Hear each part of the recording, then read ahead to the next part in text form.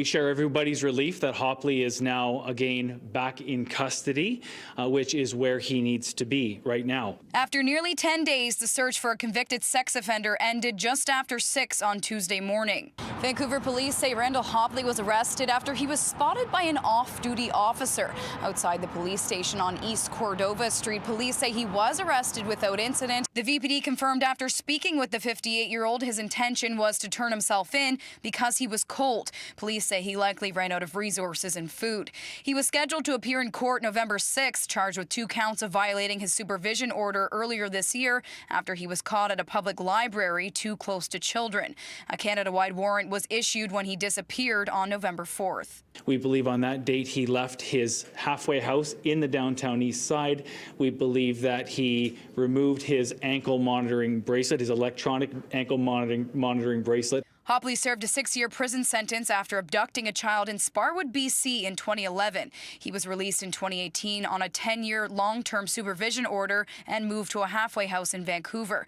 Just prior to the announcement of the arrest on Tuesday morning, the mayor of Sparwood, a former Mountie, says he understands rehab is part of the system, but some criminals, including Hopley, should remain behind bars for good. He had served his full sentence, I will give it that. But at the end of the day, he had breached parts of his release conditions and continued to do so. So in that case, sometimes when they continue to breach like that, there's only one place left for them.